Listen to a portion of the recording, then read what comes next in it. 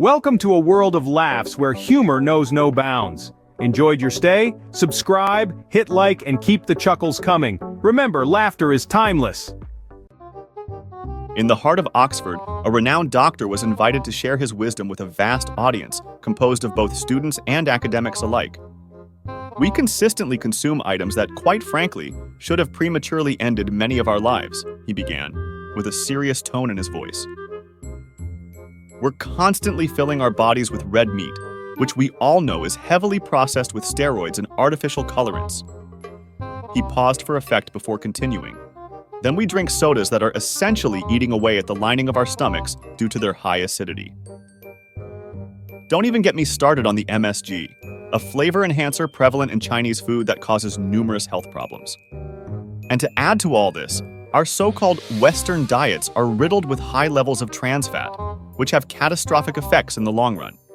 He then lowered his voice. Furthermore, most of us seem oblivious to the long-term damage inflicted by the multitude of harmful bacteria present in our drinking water. But despite all these dangers, there is one thing that is potentially more harmful, something most of us have had, or will have at some point in our lives. He looked around the room and asked the audience, "Can anyone here identify the food that results in the most distress and suffering years after its consumption?" The room fell into silence, each person contemplating this conundrum.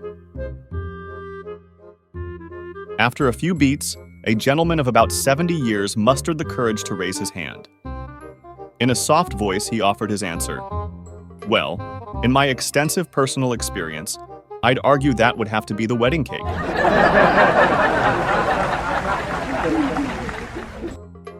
A rich millionaire decides to throw a massive party for his 50th birthday.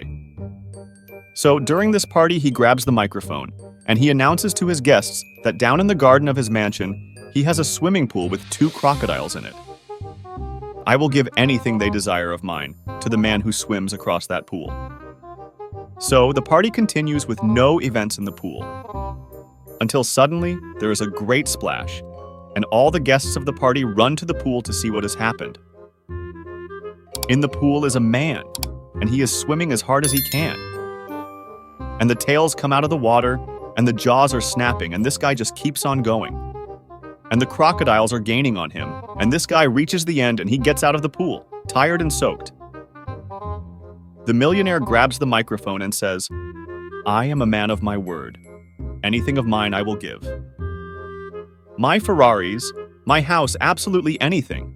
For you are the bravest man I have ever seen." "So, sir, what will it be?" the millionaire asks. The guy grabs the microphone and says, "Why don't we start with the name of the bastard that pushed me in?"